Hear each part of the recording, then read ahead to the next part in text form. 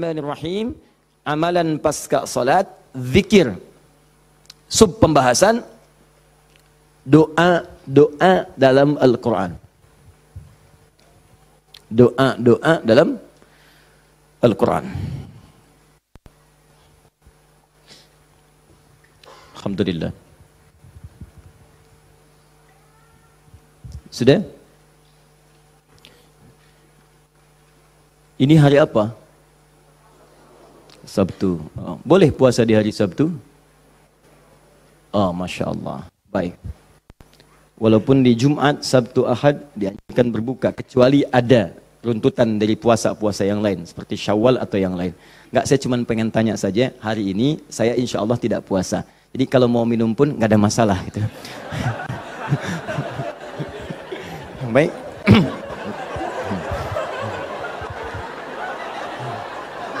Masya Allah. Jazakallah khair.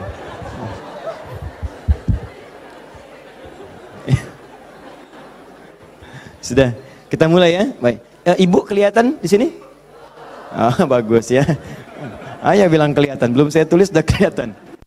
Quran surah keempat ayat 103. Allahu Akbar. Ini dasarnya.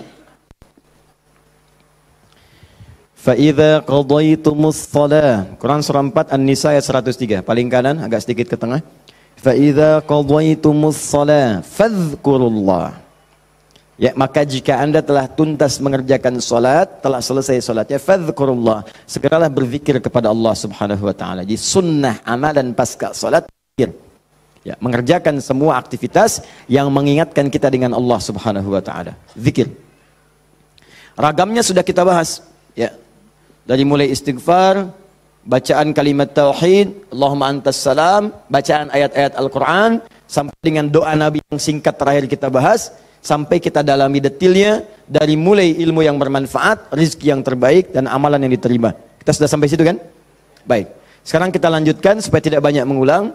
Kita lanjutkan pada hal yang paling pokok. Ketika Nabi bermohon kepada Allah menunjukkan satu contoh. Ingat, contoh. Di Nabi itu sifatnya ada langsung membimbing doa, ada diberikan doa contoh, yang dengan doa itu maksudnya tidak harus sama seperti itu. Kalau kebutuhannya beda, boleh minta yang lain. Tapi akan lebih bagus baca dulu standar doanya, baru tambahkan minta kepada lain-lainnya. Misal, kita turunkan misalnya, kalau anda punya kebutuhan pasca salat, ingin berdoa, boleh. Apa dalilnya? Di Ibnu Majah itu, nomor hadis 925. Nabi berikan doa standar. Allahumma inni as'aluka ilman nafi'a, wa rizqan tayyiba, wa amalan mutaqabbala. Minta ilmu, awas, yang bermanfaat. Minta rizki yang berkah, dan mohon diterima amalannya. Ilmu bermanfaat, rizki berkah, diterima amalan.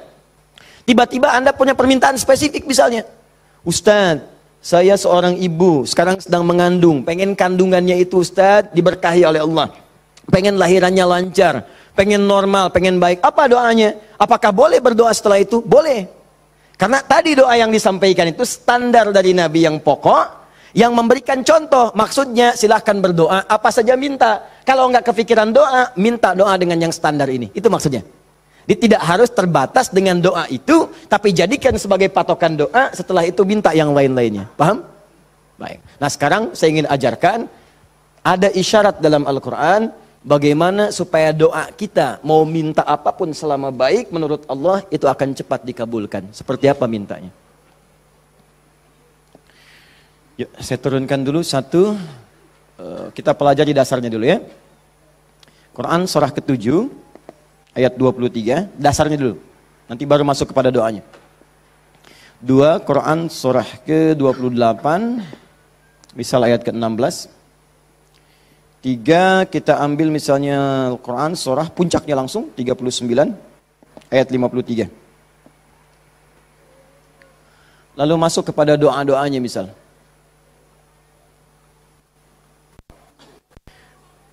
Saya ambil beberapa contoh yang sering ditanyakan, misalnya Quran surah ketiga ayat 38 sampai 39.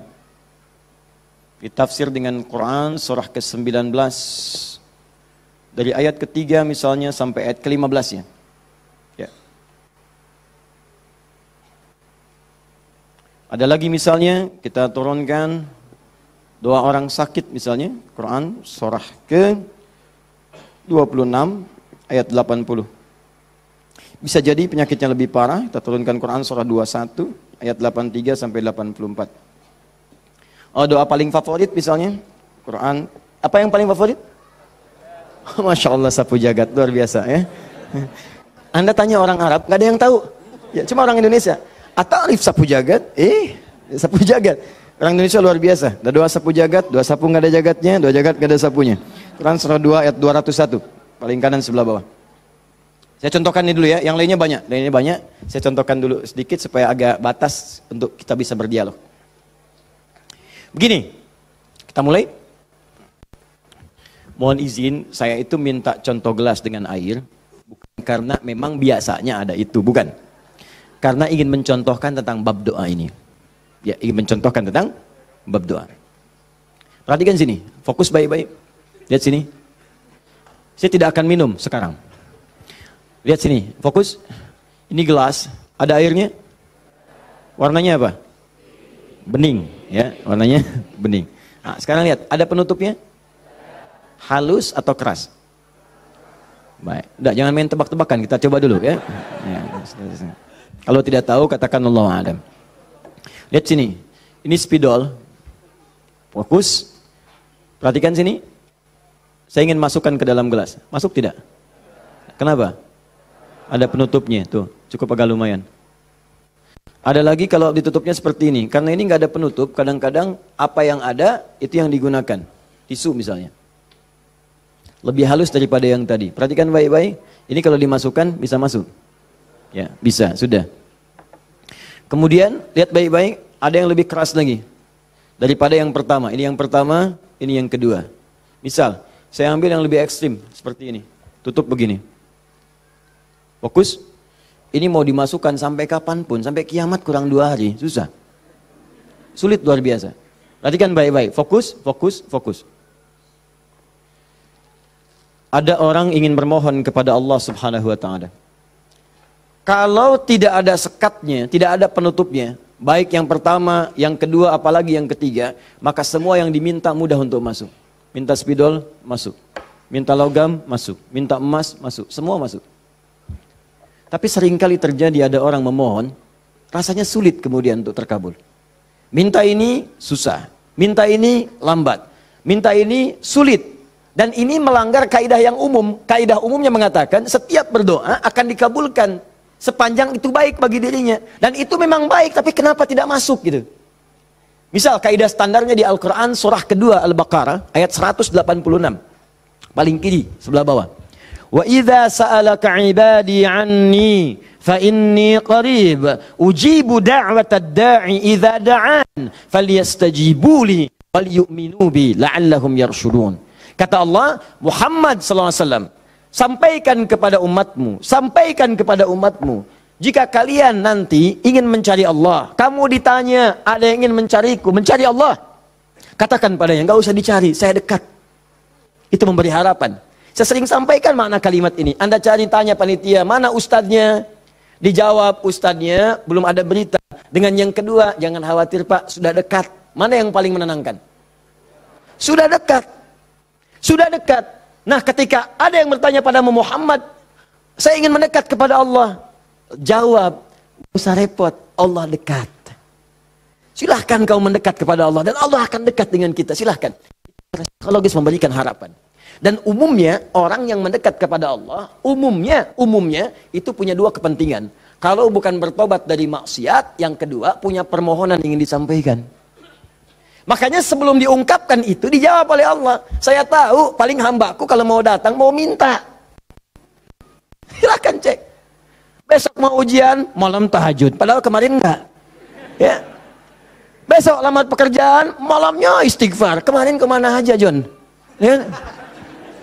Selalu seperti itu. Minta. Kata Allah. Lihat kalimatnya. Ujibu da'watad da'i idza da'an. Kapanpun hambaku minta, aku akan kabulkan. Jadi rumus doa itu kalau diminta dikabulkan. Jadi nggak ada doa yang tidak dijawab sepanjang yang diminta itu baik. Sepanjang yang diminta itu maslahat. 3 sifat jawabannya. Diberikan seketika, jadi begitu dia meminta, seketika dikabulkan. Kalau dia membutuhkannya. Allahumma ya Rabb, Allahumma ya Rabb, Allahumma ya Rabb. Saya ingin berdakwah ya Allah dengan teknologi. Saya ingin niatkan ya Allah masuk ke ITB supaya dengan ilmu itu saya bisa mengembangkan teknologi untuk mendekatkan orang kepadamu. Minta dia malamnya, luluskan saya ya Allah. Besoknya keluar lulus. Kalau benar maslahatnya.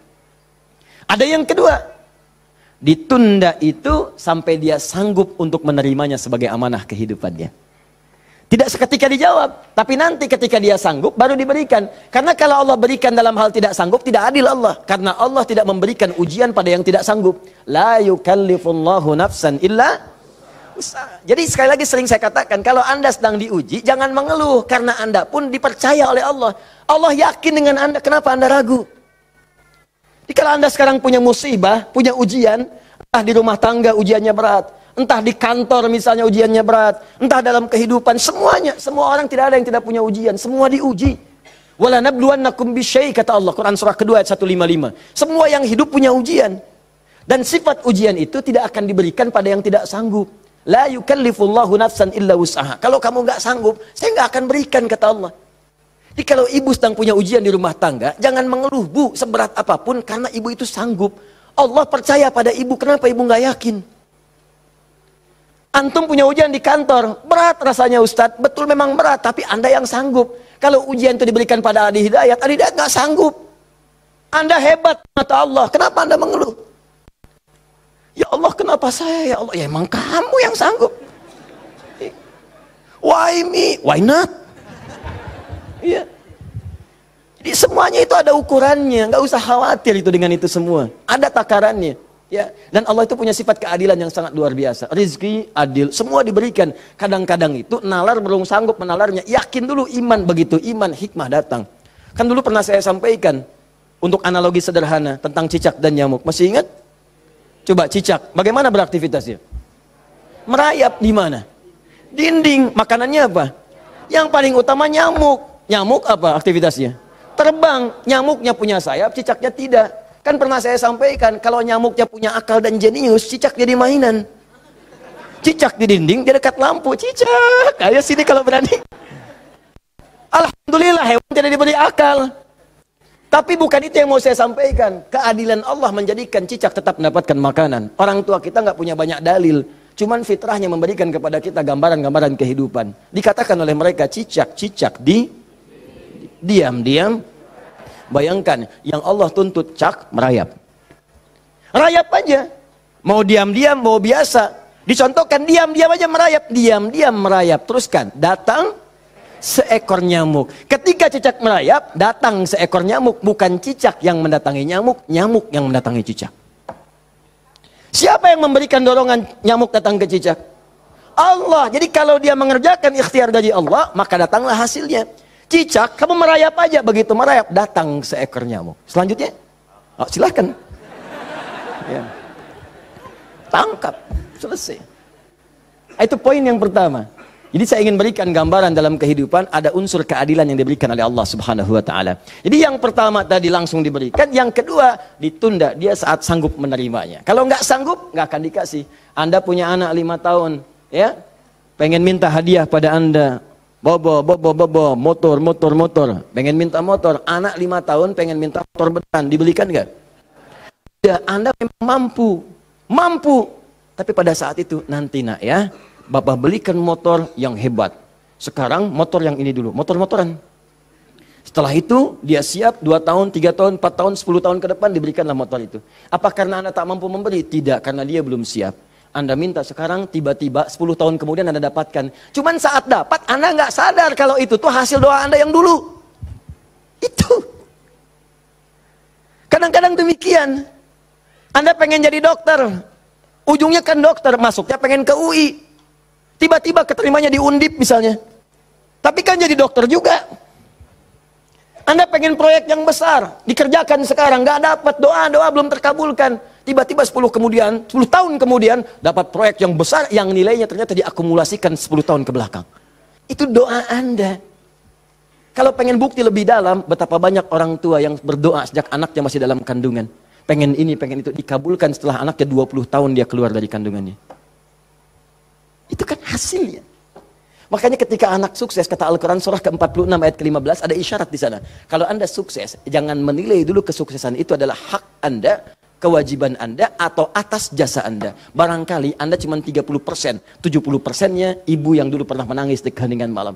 Ya Allah, jadikan anak saya seorang insinyur, ya Allah. Ya Allah, jadikan anak saya, ya Allah, orang yang soleh. Ya Allah, jadikan anak saya si fulan. Bapak Anda yang dulu cuma makan singkong, datangnya ke sawah, kemudian kerjakan segala rupa, ya Allah. Jadikan anak saya lebih hebat dibandingkan saya. Puluhan tahun yang lalu mereka bermohon kepada Allah, doanya terkabul ke puluhan tahun kemudian. Makanya ketika Anda berhasil, kata Al-Quran, jangan dulu merasa bangga, karena boleh jadi jasa terbesarnya jasa orang tua dulu. Makanya Ismail, perhatikan baik-baik. Ismail yang mendapatkan air zam-zamnya. Lihat. Bergerak kakinya, gerak, keluar. Tapi Anda jangan lupa, ketika Ismail kehausan, ibunya mencari air. Disimpan Ismail, dia bergerak tangan kakinya. Karena kalau anak itu sudah mulai haus baik, pasti tangan kaki itu bergerak. Tapi air nggak keluar. Kapan air keluar? Setelah Sayyidah Hajar bolak-balik. Safa Marwah, bermohon kepada Allah. Positif, berdoa, minta. Ketika kemudian bagian yang terakhir ketujuh itu berada kemudian di Marwah, tiba-tiba mendengar satu percikan air keluar. Kapan air keluar? Karena jejak kaki Ismail yang menendang kemudian ke arah pasir itu, malaikat mengepakkan sayapnya. Keluarlah. Kata ibunya, zam. Zam itu artinya kumpul jangan berhenti, kumpul jangan berhenti, kumpul jangan berhenti. Kalau kumpul saja mungkin berhenti, ijma, tahadda. Ini zam. Kumpul jangan berhenti, kumpul jangan berhenti. Sampai sekarang air itu selalu berkumpul, tidak pernah berhenti. Dikenallah dengan air zam-zam. Orang kebanyakan cuma minum zam-zamnya, tapi tidak pernah mendalami kisahnya. Di situ ada bakti orang tua, di situ ada sayang kepada ibu, di situ ada cinta kepada orang tua, dan sangat luar biasa. Poin ketiga, kadang-kadang meminta sesuatu yang A diberikan B oleh Allah. Karena boleh jadi, maaf, yang dimintakan itu tidak ada maslahat untuk kita. Dalilnya Quran surah kedua ayat 216, paling kiri sebelah atas. Kutiba alaikumul qitalu wa huwa kurhul lakum. Diwajibkan bagi kalian berjihad, berperang dalam konteks perang, medan perang. Tapi ada juga konteks umum dengan rumus tafsir al-ibratu bi umumil lafzi la bi khususis sababi. Kalau ada lafaz dalam Al-Qur'an jangan dikhususkan pada sebabnya, sepanjang konteksnya umum. Perang terbesar, perang melawan perasaan kita. Perang melawan hawa nafsu. Perang melawan negative thinking, kadang-kadang negatif kepada Allah. Kenapa saya, ya Allah? Kenapa ini enggak berakhir, ya Allah? Kata Allah, "Hei, asa an takrahu syai'an fa huwa khairul lakum." Boleh jadi kamu enggak suka, tapi ini yang terbaik buat kamu. Kamu kan enggak tahu kapan wafat. Bukankah kalau saya belum kabulkan kamu rajin tahajud? Kamu rajin puasa? Kamu rajin baca Al-Quran? Kamu kemana aja selama ini? Mau wafat masih sibuk dunia. Saya pengen yang terbaik untukmu sampai pulang ke akhirat. Dipaksa untuk mendapatkan itu. Kadang-kadang kamu pengen yang ini dunia, ini nggak bagus. Kamu pengen direktur, kamu maksiat banyak nanti di sana. Cukup level manager saja. Wa asa an tuhibbu syai'an fa huwa syarrul lakum. Kadang-kadang yang ideal yang dipengenkan itu enggak bagus kata Allah. Kenapa? Wallahu ya'lamu wa antum la ta'lamun. Karena Allah tahu masa depan engkau tidak. Anda punya anak 5 tahun sakit, dia kata dokter jangan makan apel. Jeruk boleh enggak, Dok? Boleh. Maka anak itu merengek, mama pengen apel. Kata mama jangan, enggak bagus. Apel dibelikanlah jeruk. Ini kan jeruk mama, bukan, nah, ini jeruk rasa apel. Paham? Nah, jadi ini yang pertama, sifat doa itu kalau diminta pasti dikabulkan. Tapi ada segelintir orang yang ketika memohon ternyata tidak mendapatkan bagian itu. Apa persoalannya?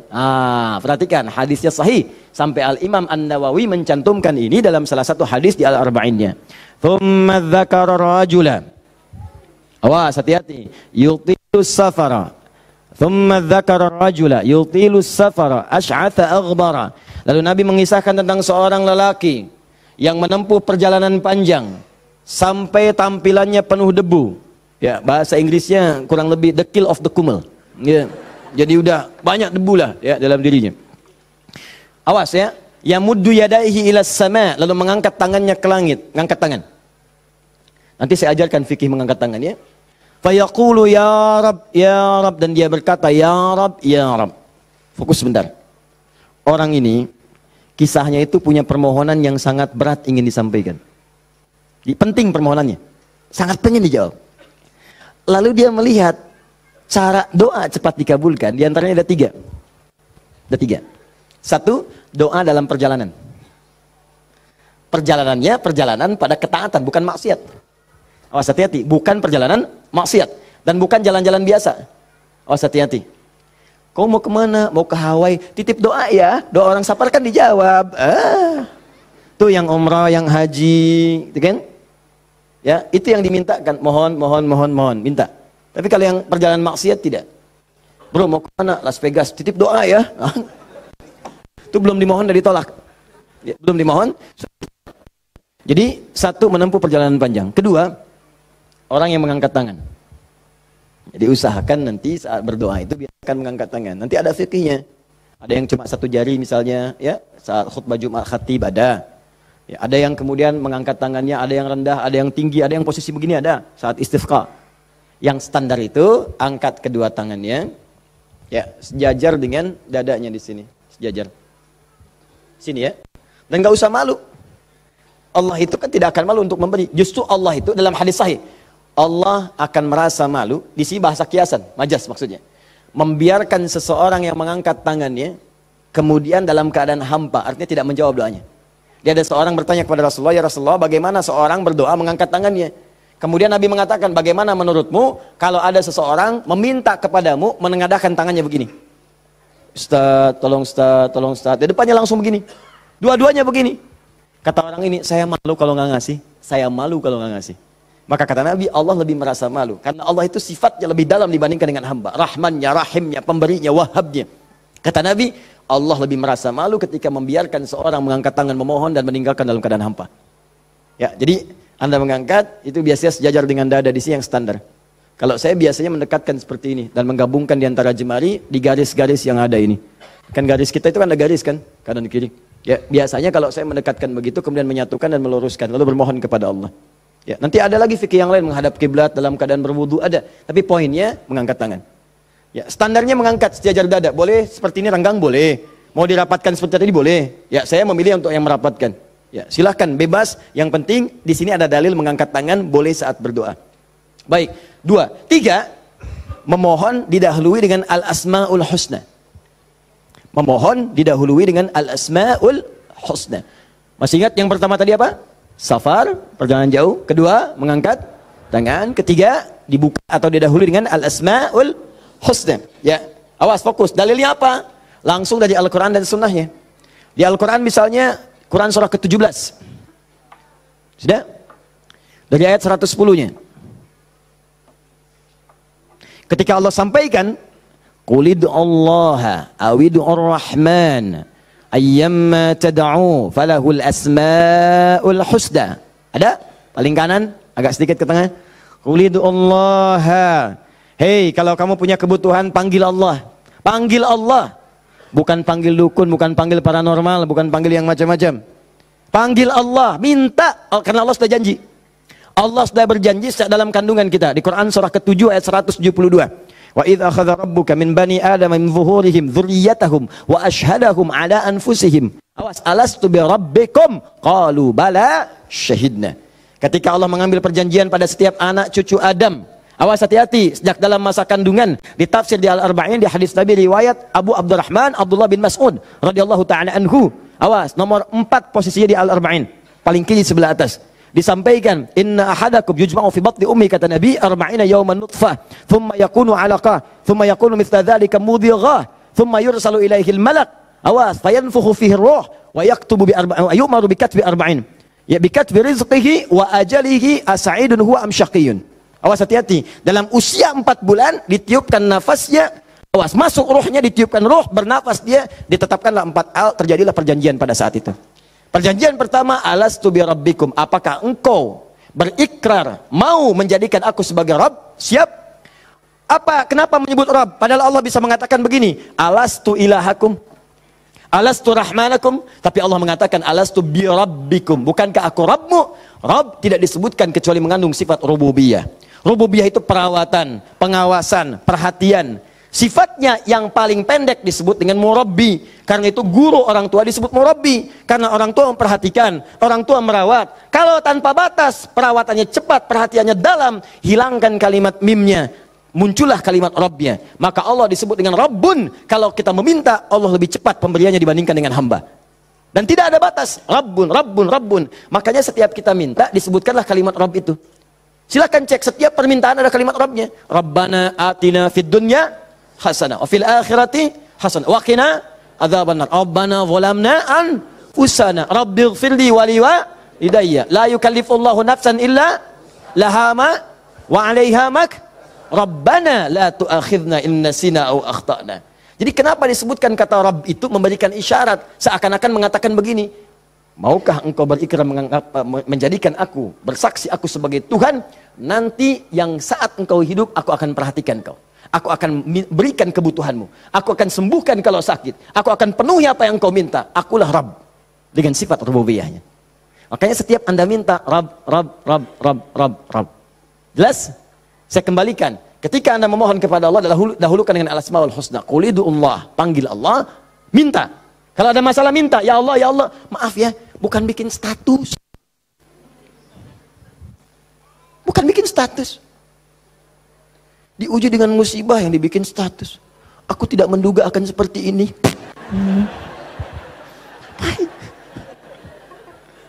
Terus yang tidak lucu, kenapa doanya di media sosial?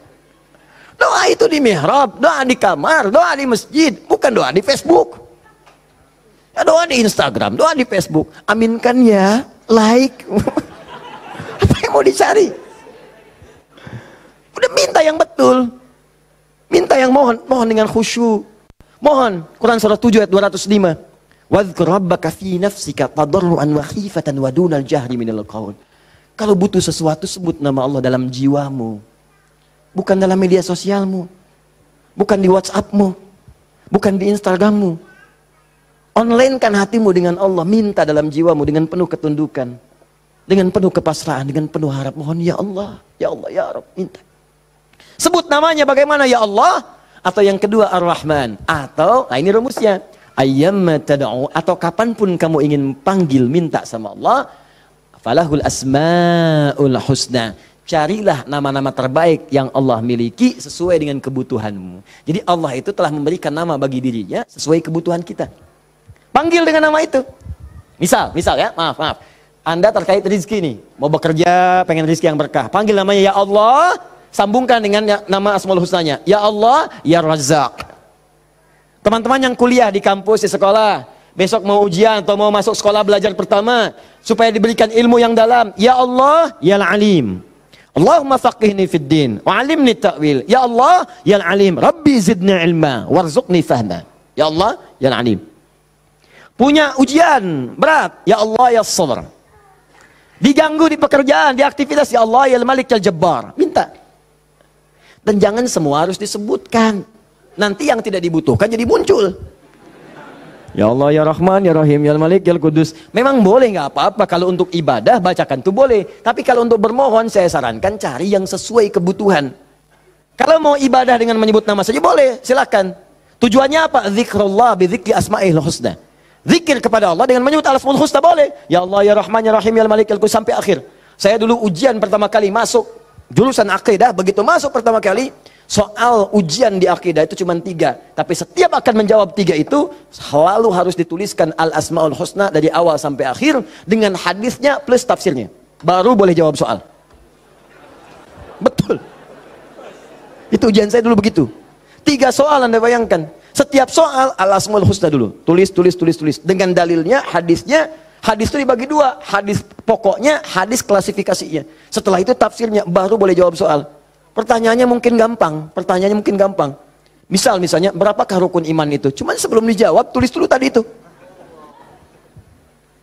Ini spidol. Ini jari telunjuk saya. Abis ujian itu mirip nih, begini. Betul. Cuman saya nggak foto aja dulu itu. Ya. Saya pikir kenapa Ustadz saya begini ya. Akhir-akhir baru sadar saya. Allahu Akbar. Rupanya beliau ingin menanamkan kedekatan kita dengan Allah dimanapun berada.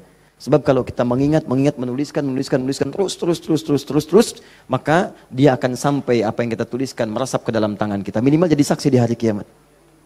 Ya, di penanya, di hati kitanya, di bawahnya, sehingga ingin merasakan taqarrub ilallah dalam setiap keadaan kita. Cari itu, dapatkan, mintakan, mohon. Nah, 3 syarat ini terpenuhi di orang tadi. Perhatikan, perjalanan jauh dia tempuh. Sampai tadi banyak debu. Angkat tangan diangkat, yamudu yadayhi ilas sama. Tiga, dia minta dengan al-asma'ul husna. Tiga-tiganya lengkap. Seharusnya doa dia dikabulkan 3 kali lebih cepat dari orang biasa. Karena 3 hal tadi dipenuhi. Qurannya ada, hadisnya ada. Bahkan Sayyid Sabiq itu pernah menulis kitab Al-Aqaid Al-Islamiyah. Dalam bab al-asma'ul husna disebutkan hadis. Hadisnya populer. Hampir kalimat-kalimat tauhid di kitab-kitab hadis ada hadis ini. Seorang setelah menunaikan salat kemudian berdoa kepada Allah Subhanahu wa taala di samping Nabi sallallahu alaihi wasallam, dia berkata, Allahumma ya Allahul Ahad, ya Allahul Ahadus Samad, alladzi lam yalid wa lam yulad wa lam yakul lahu kufuwan ahad, Allahumma ighfirli. Dia sebelum mintanya Allahumma ighfirli, tapi sebelum minta didahului dengan al-asmaul husna. Kata Nabi, atadri madza tad'u? Atadri madza da'ut? Tahukah engkau bagaimana engkau baru saja berdoa? Allah wa Rasulullah alam, saya nggak tahu ya Rasulullah maksudnya apa. Kata Nabi, da'utallaha bi asma'il a'zam. Idza du'iya bihi ajaba wa idza su'ila biha a'ta.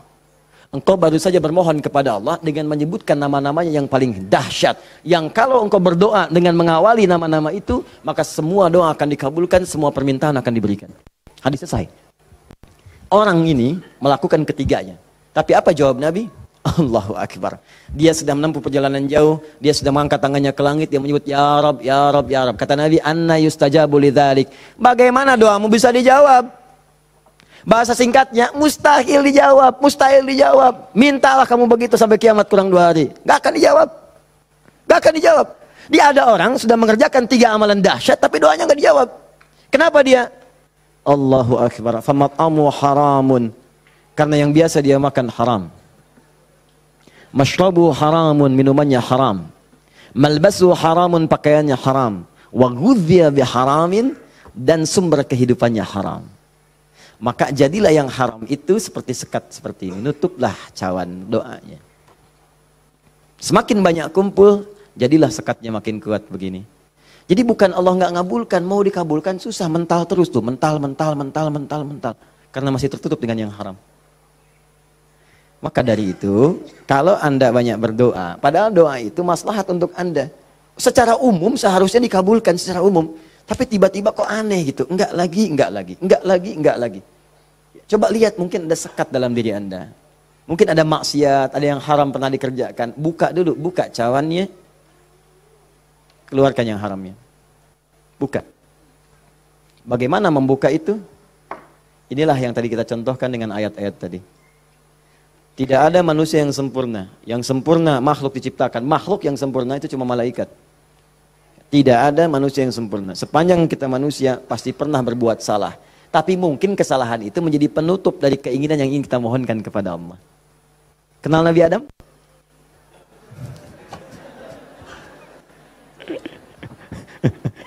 Alhamdulillah. Habis puasa dapat Lailatul Qadar, kenal Nabi Adam. Nabi Adam itu manusia pertama yang diciptakan. Kemudian ditempatkan di surga. Surga miniatur, tugas pokoknya sebagai khalifah. Bukan surga yang akan kita tinggali nanti. Secara singkat, di surga itu diberikan 2 sifatnya, baik sebagai nabi ataupun sebagai manusia. Untuk pelajaran bagi kita anak cucunya. Disebut Bani Adam, semua anak manusia yang lahir sampai dengan nanti kiamat menjelang, itu semua anak cucu Adam. Ingat ya? Disebut Bani Adam. Bani itu anak cucu sampai habis. Bani anak cucu. Jadi semua berasal dari Adam. Jangan pernah dengarkan, jangan pernah mau menyimak kalau ada orang mengatakan manusia bukan berasal dari Adam. Kalau ada yang mengatakan manusia berasal dari monyet, nggak usah dengarkan. Bilang aja kalau Anda berasal dari monyet, silakan. Jangan ngajak-ngajak saya. Ya, Bani Adam. Nah, ketika dimasukkan ke surga, maka nikmat surga itu kan diberikan, jaminan kan, Nabi kan dijamin kan, Rasul dijamin kan. Maka langsung dimasukkan. Tapi di situ dilatih sifat kemanusiaannya. Apa sifat kemanusiaannya? Quran surah kedua ayat 35. Wala taqraba hadhi syajarata fatakuna minadh zalibin. Awas. Wa qulna ya Adam uskun anta wa zawjukal jannah. Kami firmankan Adam, kamu dan pasanganmu, istrimu masuk ke dalam surga. Wa kula minha haitsu syi'tuma ragadan haitsu syi'tuma. Silakan nikmati semua kenikmatan di surga. Wala taqraba. Tapi jangan dekati ini. Jangan sentuh yang ini. Hadhi syajarata, pohon yang ini. Sentuh pun gak boleh, mendekat gak boleh. Awas. Jadi nanti ada yang dahsyat, larang itu, larang. Perintahnya ada yang mendekat pun gak boleh. Apalagi dikerjakan. Zina, perintahnya wala taqrabu zina, jangan dekat-dekat. Di kalau ada perintah dalam Al-Quran jangan dekat-dekat, berarti dosanya gede, besar. Mendekat ya nggak boleh. Kalau dikerjakan makin dahsyat dosanya. Makanya zina masuk ke dalam sab'ul mubiqat, 7 dosa besar. Dekat-dekat aja nggak boleh. Nah, cuman psikologi masyarakat sekarang itu, kalau nggak boleh dekat-dekat makin penasaran. Itu yang jadi masalah. Makanya di Quran itu seringkali tegas. Kerjakan jahanam, kerjakan neraka. Harus begitu. Karena ada orang itu kalau dilarang suka penasaran. Nih, lubang, jalan. Di lubang ini ada buaya, lompatnya tinggi. Ada tulisan di sini, hati-hati, dilarang nengok. Lewat. Apa sih ini? Penasaran. Oh, gitu. Jadi kalau masih begini, kadang pengen dilihat, ganti kalimatnya, nengok, wafat.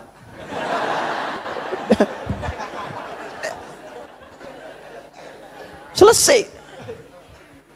Udah. Itu sederhana gitu. Ya, makanya banyak kalimat di Quran tuh begitu. Hati-hati. Ya, orang yang merencanakan pembunuhan berencana, Quran surah 4 misalnya kan, An-Nisa. Ya, misal, dia ayat ke 92-nya. Wa may yaqtul mu'minan muta'ammidan fajaza'uhu jahannam. Orang yang sengaja merencanakan pembunuhan, satu orang beriman saja, maka dia sudah pesan kapling neraka jahanam. Khalidan fiha, kekal di dalamnya. Wa ghadiballahu alaihi, Allah murka kepadanya. Wa la'anahu dilaknat wa 'adalahu 'adzaban 'azima, dan dijanjikan siksa yang dahsyat. Siapa yang pengen pesan kapling di neraka jahanam? Maka muncul yang seperti itu, datang. Saya kembalikan ke sini, maka caranya adalah buka dulu ini nih. Buka dulu sekatnya. Tidak ada yang sempurna. Makanya Nabi Adam ketika kemudian ditempatkan di surga, surga ujian ya, bukan surga yang akan kita tempati. Dari mana dalilnya Ustadz? Karena di surga nanti kita itu sudah nggak ada ibadah lagi. Nggak ada ibadah. Nggak ada yang salat lagi, nggak ada yang puasa lagi. Cukup di dunia aja. Di akhirat tinggal mendapatkan hasilnya. Kita panen nanti. Ya, jangan terlampau soleh. Cita-cita di surga supaya bisa sholat tahajud. Allah, terlampau soleh. Udah tahajud di dunia aja. Nyampe sana tinggal nikmati. Tinggal dinikmati. Kebiasaan dunia masuk semua. Ya Allah, makan nikmat, pengen anggur, nggak usah jauh-jauh, tinggal ngambil. Masya Allah. Ustadz merokok boleh nggak? Oh, silakan, ambil apinya di neraka. Ya.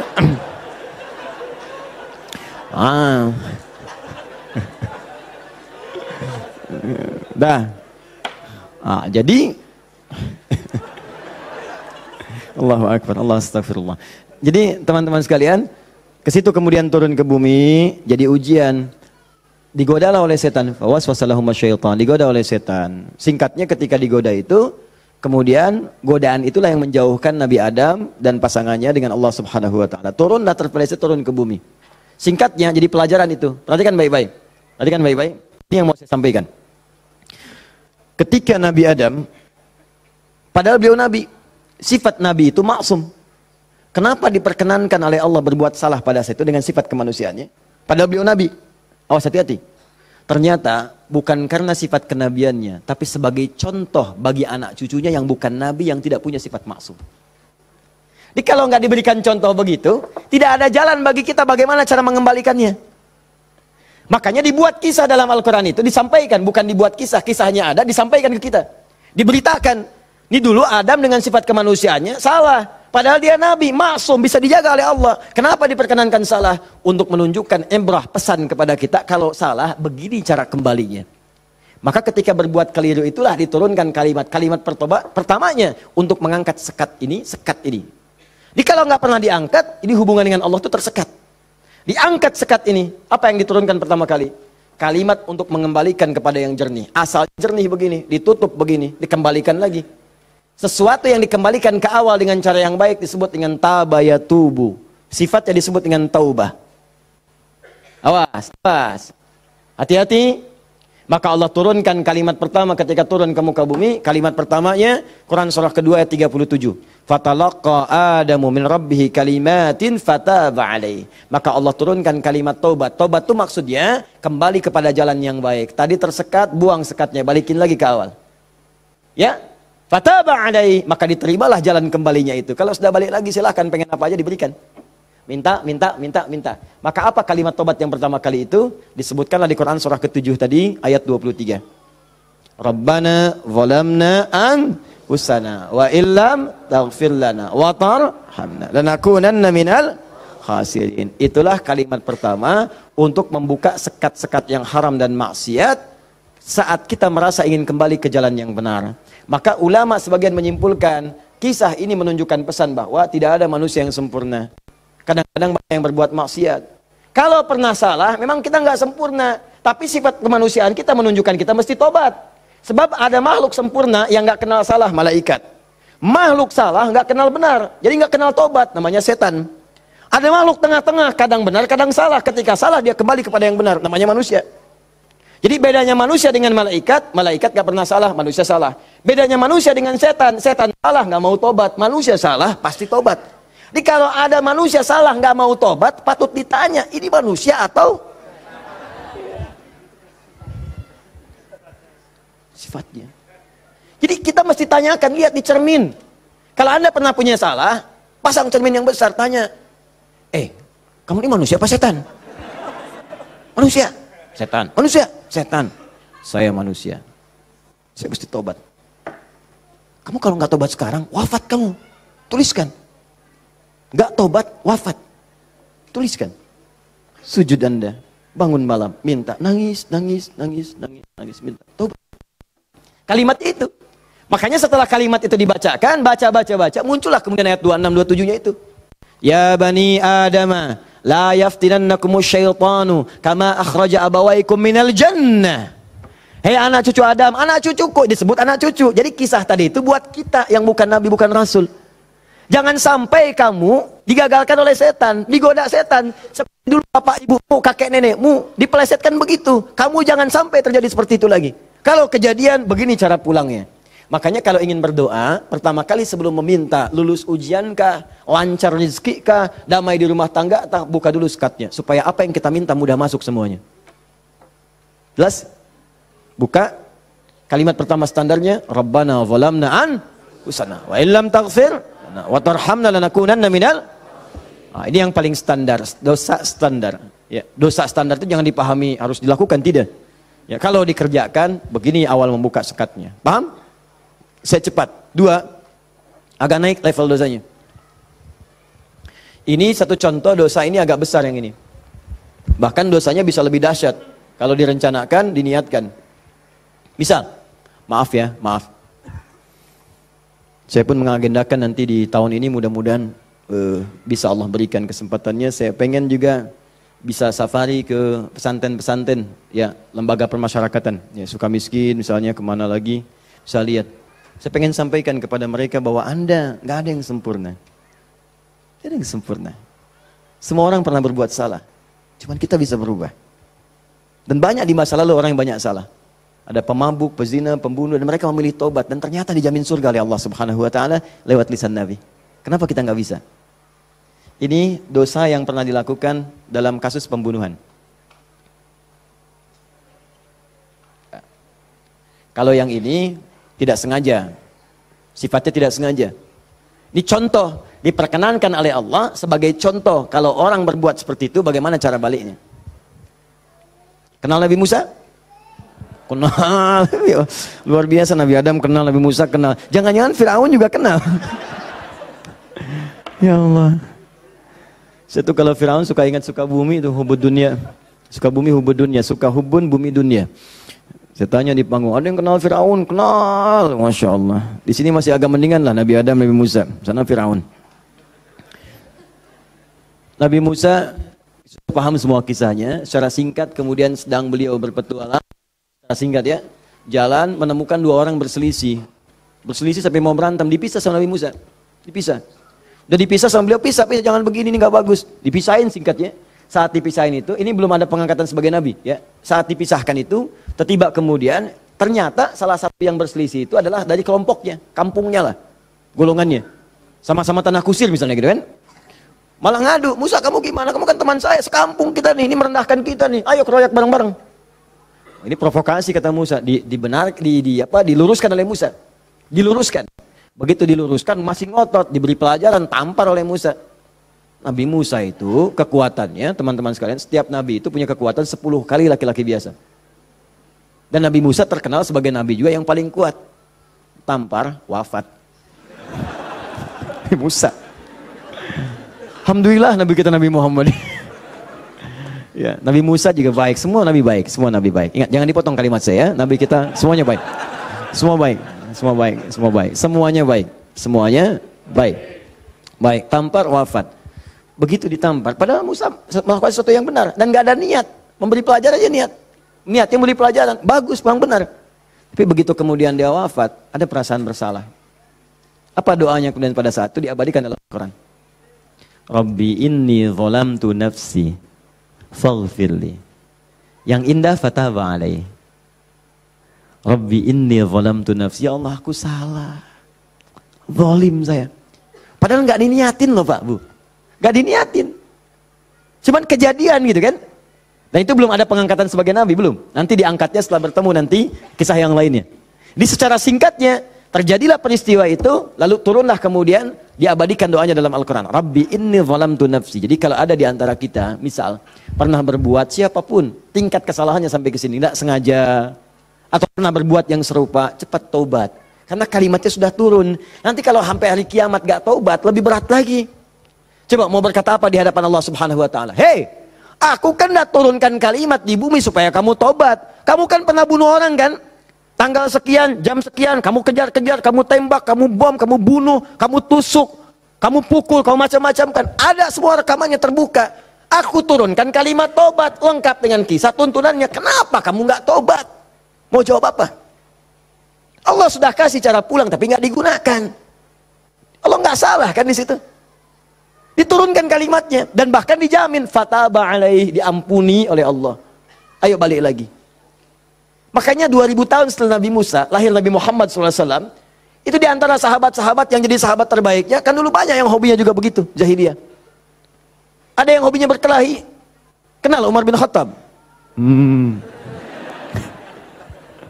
Umar bin Khattab radhiyallahu ta'ala anhu, luar biasa, tegas, kekar, wah, senang duel sebelum masuk Islam. Siapa yang berani dengan saya? Ayo naik ke bukit itu, Jabal Qubais ditunjuk, bukit paling favorit. Naik ke sana, yang sekarang ada istana raja di situ. Ya di samping Zam-Zam itu. Naik. Sebelum berduel dengan saya, pamit dulu pada ibu yang telah melahirkannya karena dia akan pulang tanpa nama. Umar, Allahu Akbar. Apa yang terjadi? Masuk Islam halus. Toha tersentuh, masuk Islam. Lalu kasarnya berubah menjadi tegas, dipakai melindungi Nabi SAW, dipakai menegakkan syariat dengan baik. Kehalusannya muncul. Sampai datang, tengok orang jadi khalifah, perhatikan orang. Luar biasa. Tegasnya muncul. Ya, waktu Abdullah bin Ubay bin Salul itu, seorang munafik, kalau sholat di belakang Nabi, saf paling depan. Tapi begitu bubar, provokator paling pertama Abdullah bin Ubay bin Salul. Begitu keluar, Muhammad nih SAW. Mecah belah kita aja. Datang ke sini pengen jadi pemimpin. Dia punya masjid sini, kita bikin masjid yang lain. Bikin dilar. Selalu dipecah. Orang dah siap-siap perang Uhud, di pertengahan jalan, diprovokasi, balik aja balik. Pasukan musuh lebih kuat, ayo balik-balik. Sepertiga berputar desersi. Anda bayangkan? Tapi apakah Nabi langsung menghukumi? Tidak. Nabi kenapa nggak dihukumi? Umar, gregetan saya. Ya, kata Nabi, kan belum jelas kelihatan nampaknya. Nanti jadi fitnah, pecah nanti semuanya, karena dia masih dianggap pemimpin di kalangan yang lainnya. Biarlah nampak nanti Allah berikan hujahnya untuk dia. Satu kali, tapi kalau di depan baik, di belakang menusuk dari belakang. Satu kali sakit. Begitu saat sakit itu, anak Abdullah bin Ubay bin Salul, anaknya namanya Abdullah, baik, soleh. Nah ini juga jangan simpulkan kalau keluarga misalnya bapaknya nggak bagus, pasti anaknya nggak bagus, belum tentu. Belum tentu. Kenal Abu Jahal? Anaknya Ikrimah. Bapaknya musuh Nabi luar biasa, anaknya pembela Nabi yang paling hebat, penunggang kuda yang dahsyat, saf paling depan kalau jihad. Sampai Nabi itu dengan menghormati Ikrimah tidak pernah menyebut Abu Jahal di depan Ikrimah. Jangan singgung bapaknya, jangan. Supaya anak ini dalam ketenangan. Abdullah bin Ubay bin Salul anaknya taat, namanya Abdullah juga. Sakit bapaknya datang kepada Nabi.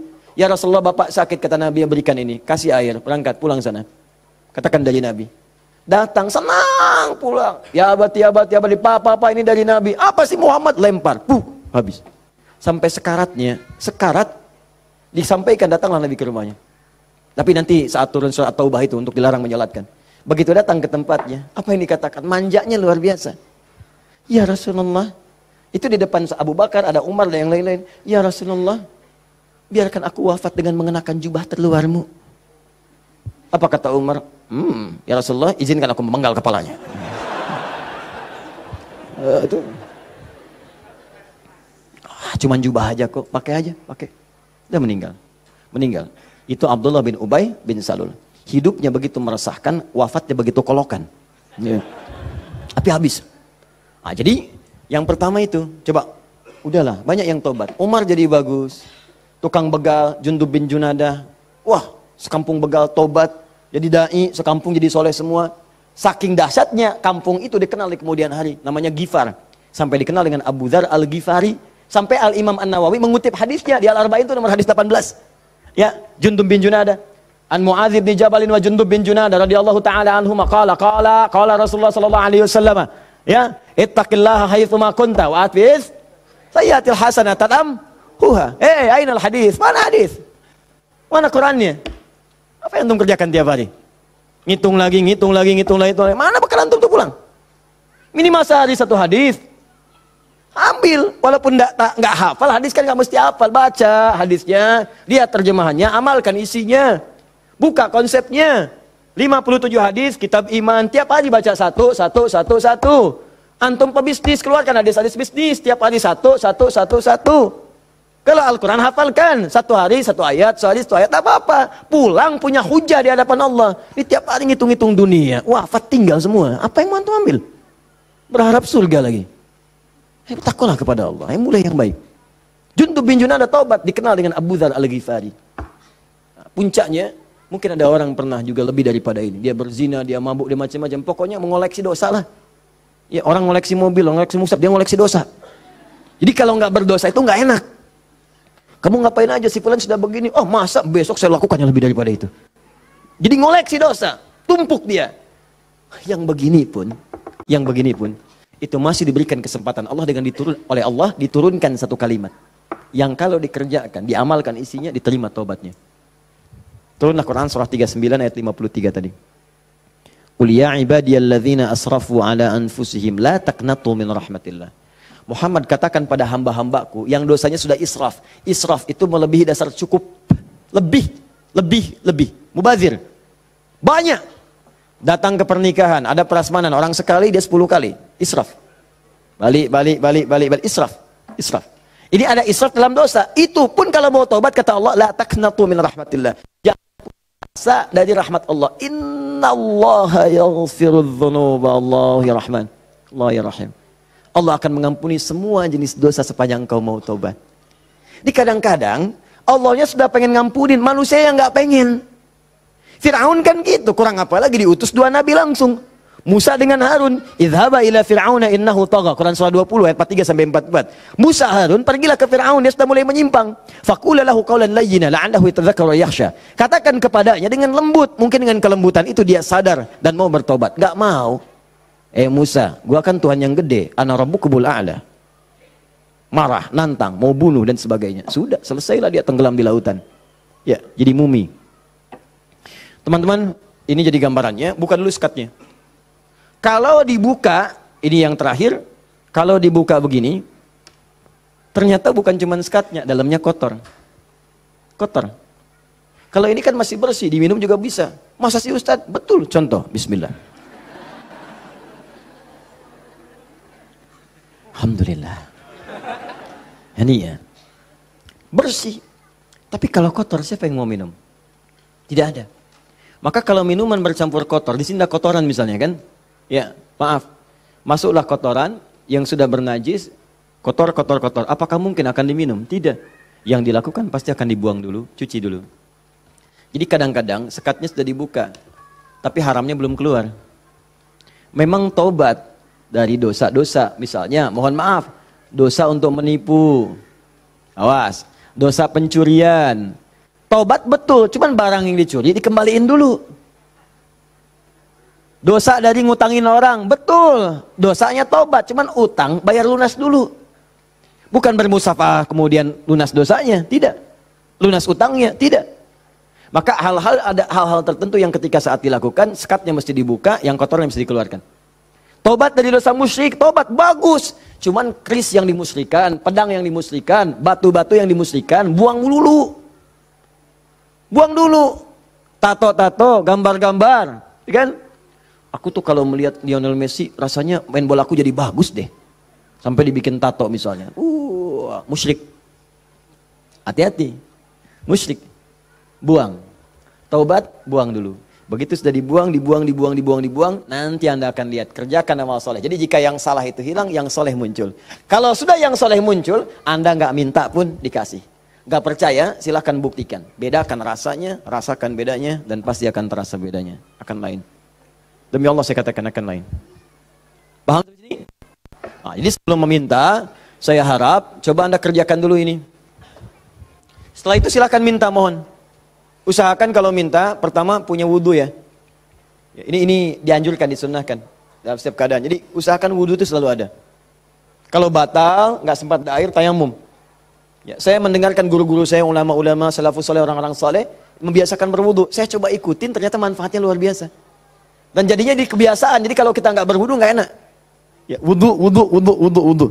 Kalau Anda biasakan seperti itu, nah biasa nanti saat berdoanya enak. Ya, pertama, wudhu dengan baik. Kedua, pastikan semua aktivitas kita dikerjakan dengan yang halal. Jadi jangan pernah sentuh yang haram-haram. Pakaian, jauhkan dari yang haram. Makanan, perangkat itu jauhkan dari yang haram. Nanti ada kenikmatan tersendiri. Kedua, yang ketiga, menghadap ke arah kiblat kalau mampu. Kalau tidak, seadanya. Ya, seadanya saja. Nah, misal, mohon maaf, sedang di pesawat, kan? Apalagi jadi pilot, ya kan? Menghadap ke arah kiblat. Jadi bahaya, kan? Nah, jadi sesuaikan, sesuai dengan keadaannya. Minta. Jadi pertama apa? Punya wudhu. Kedua, bersihkan dari yang haram yang tidak baik. Yang ketiga, kalau mampu menghadap kiblat. Kalau tidak, seadanya kemudian meminta. Ya, lalu yang keempat tadi masih ingat? Dengan al-asmaul husna. Yang kelima, angkat tangannya. Kalau memang di situ diperkenankan mengangkat tangan.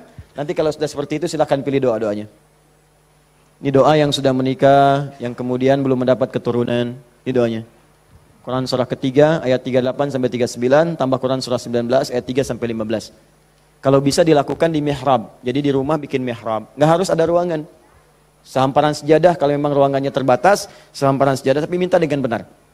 Ya, minta dengan benar. Dan yakin kepada Al-Quran. Ya, yakin sama Allah aja, yang lain jangan disebut. Ya Allah, kata Ustaz Ali Hidayat, berdoa di mihrab, dikabulkan. Saya nggak usah disebut. Minta aja kepada Allah. Minta dengan keyakinan janji di ayat-ayat itu. Saya pernah ajarkan ini pada beberapa kawan, dan Alhamdulillah selama ini 100% Allah berikan. Ada yang 8 tahun diberi keturunan. Dari sekian tahun ya. Tapi yang paling indah ketika disampaikan, ada 8 tahun Ustaz, saya udah sekian tahun Ustaz. Sampaikan, nih saya tuh bukan karena saya bilang, tapi saya belajar dari Quran katanya seperti ini. Coba deh, yakin sama Allah, minta. Nggak lama tuh, sekian, tiba-tiba, Masya Allah pada nangis saja. Dipotoin mihrabnya, potoin sejadahnya, potoin macam-macamnya. Cobalah, wallahu a'lam, mungkin Anda termasuk bagian itu. Kalau memang bagian dari ujian yang Allah titipkan. Ini doa kalau sakit, pegang yang sakitnya. Kalau yang ringan-ringan, capek, pegel, macam-macam, kan? Dan seterusnya. Quran surah 26 ayat 80. Doanya Nabi Ibrahim. Wa idza maridtu fahuwa yashfin. Kalau aku sakit, pasti Allah sembuhkan. Pasti Allah sembuhkan. Pasti Allah sembuhkan. Ya, saya berani menyampaikan ini karena nasihat guru-guru dari para ulama-ulama, orang-orang saleh sebelumnya, dan saya coba amalkan, ternyata luar biasa. Ya, apa Anda nggak kira ceramah dalam sehari 4, 5 kali, 6 kali, kadang ceramah suaranya luar biasa, harus kadang-kadang teriak-teriak yang nggak jelas tuh kan, kadang-kadang serak. Saya pernah 1 kali, ini yang paling dahsyat tuh di Kalimantan, suara habis hilang. Seperti itulah, pokoknya nggak ada suara, hilang. Hilangnya itu sore, jam 5:30, 6, ngisi ba'da maghrib. Anda bayangkan? Kebayang? Baik. Jadi ngisi ba'da maghrib hilang jam 5:30, 6. Apa yang saya lakukan? Saya ingat ayat ini. Saya pegang aja. Pegang, wa idza maridtu fahuwa yashfin. Wa idza maridtu fahuwa yashfin. Ya Allah, kalau saya sakit pasti Engkau sembuhkan. Engkau yang titipkan tugas ini, Engkau yang berikan perangkatnya, Engkau yang amanahkan, Engkau pasti akan berikan kemudahan. Fa idza maridtu fahuwa yashfin. Minta air hangat ya, minta minum, terus minta lagi. Itu apa yang terjadi? Allahu Akbar. Begitu masuk kepada maghrib, keluarlah suara itu. Pertama mirip-mirip Allah yarham almarhum Ustaz Arifin Ilham. Ya, agak serak-serak. Ba'da Isya, keluar semua. Keluar. Habis ceramah, hilang lagi. Itu betulan. Habis ceramah hilang lagi. Istirahat malam. Besoknya ada lagi. Saya bersyukur sekali pada Allah. Sampai saya bingung bagaimana cara bersyukur yang terbaiknya. Ternyata ya Allah terima kasih menjaga tadi malam saya supaya nggak banyak ditanya orang. Suara habis istirahat kita besoknya ada lagi. Itu hal yang paling luar biasa berkesan. Biasanya kalau orang sudah dalam kondisi yang sangat darurat, tiba-tiba Allah tolong, kan ada keindahan tersendiri kan. Indah itu luar biasa. Makanya kadang-kadang kalau belum dijawab, jangan dulu marah. Mungkin Allah memberikan anugerah terindah yang belum pernah engkau miliki. Paham ya? Maka berdoalah dalam jiwamu, sentuhlah ia tepat di hatimu, maka ia akan jadi milikmu untuk selamanya.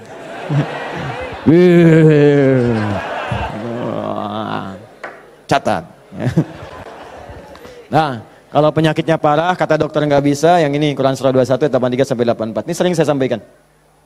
Kalau umum, semua umum pengen baik-baik umum, ya inilah yang tadi kata antum sapu jagat ya. Berarti banyak di Quran doa supaya anak misalnya rajin sholat, keluarga bagus, turunan baik, doa sejak dalam kandungan. Ada sebuah, saya pernah sampaikan kok dalam keterangan yang cepat ya. Disilahkan, ada banyak indeks sekarang, ada banyak buku-buku, tinggal dikeluarkan. Kalau saya boleh pesan, sebetulnya kalau mau komplit, beli aja buku hadis. Ya, nggak mahal kok. Antum tuh lebih senang pulsa dibandingkan ilmu. Heran saya orang sekarang. Dulu orang ketemu ulama minta doa, sekarang minta foto. Aduh, sampai saya juga kepikiran apa nyetak aja yang banyak ya. Ustaz minta foto, nih, Ustaz minta foto nih gitu. Aduh. Allahu Akbar, astagfirullah. Nah, ini teman-teman sekalian, itu barangkali yang sekiranya bisa disampaikan.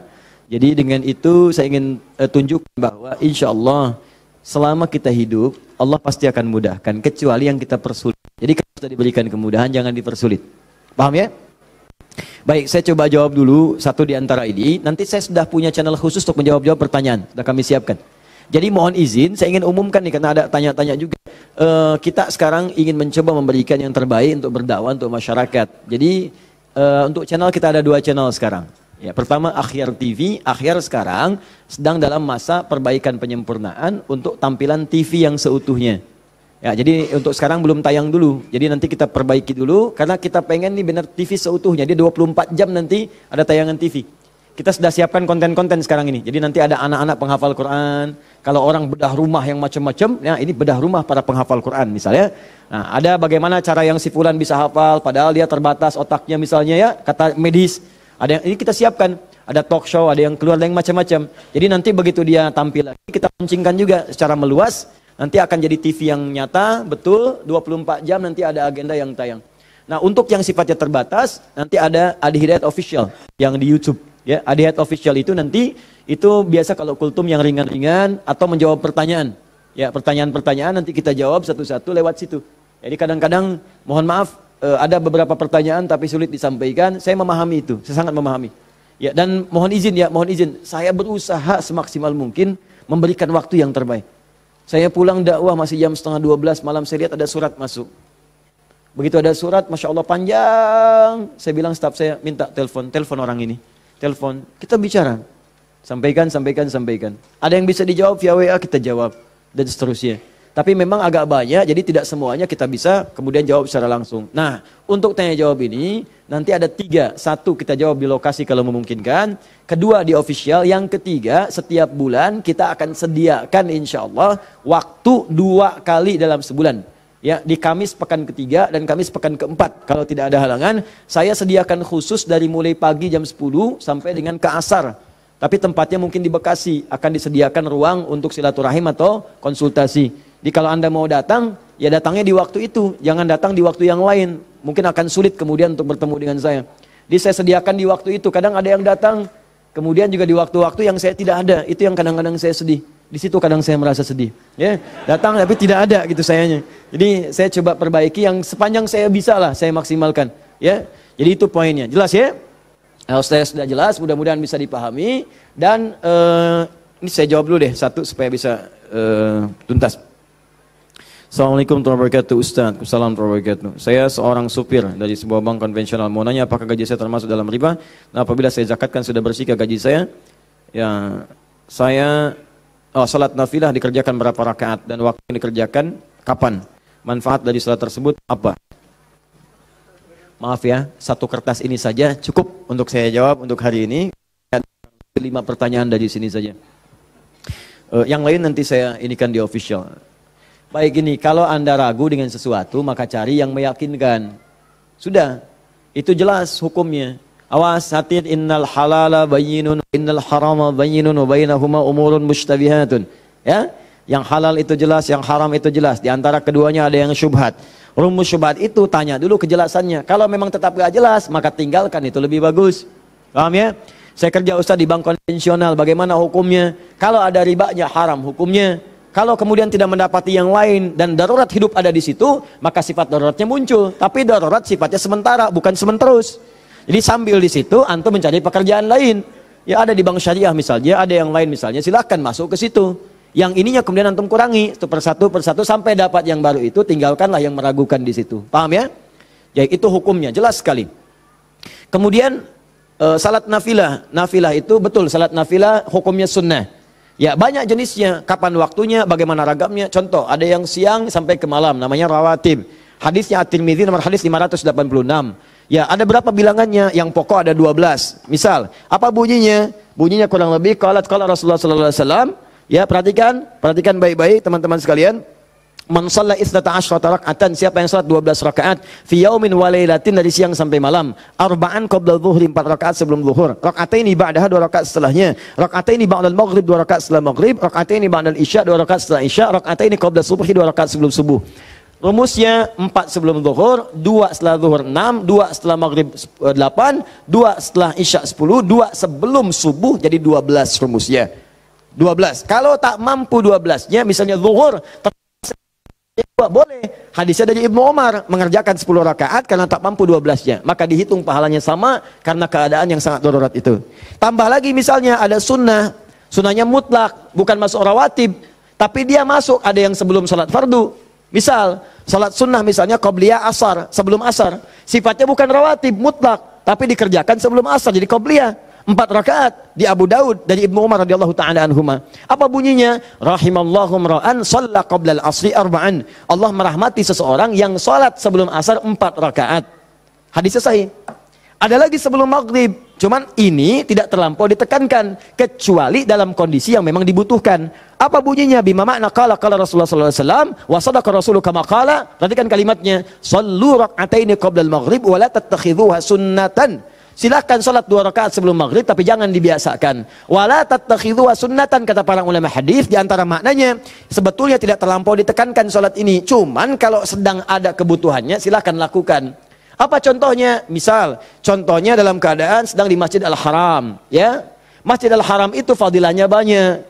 Kemudian orang juga banyak yang tawaf. Sudah adzan, Allahu Akbar, adzan. Tawaf masih tawaf berlangsung. Antum zikir sudah, baca Quran sudah, masih ada waktu, belum qomat. Daripada antum ngerjakan yang tidak betul, yang tidak ada manfaatnya, lebih baik sholat 2 rakaat. Itu yang dimaksudkan. Daripada mengerjakan yang tidak tepat, pas lagi depan Ka'bah, bisa kesempatan sholat, selfie, ceklik, sedang di depan Ka'bah, menunggu waktu maghrib, habis pahala. Itu maksudnya. Tapi kalau di tempat-tempat tertentu yang tidak ada hajatnya seperti itu, lebih baik langsung ke iqamat, karena maghrib ke isya itu padat waktunya. Khawatir bacaannya pun kemudian mepet-mepet, ada orang kemudian sedang singgah, kan waktu-waktu padat tuh, ada yang sedang singgah, ada yang transit, ada yang macam-macam. Makanya jangan terlalu panjang bacaannya. Jangan terlalu panjang. Kalau sudah masuk ke isya, silahkan. Subuh silahkan, tambah panjang boleh.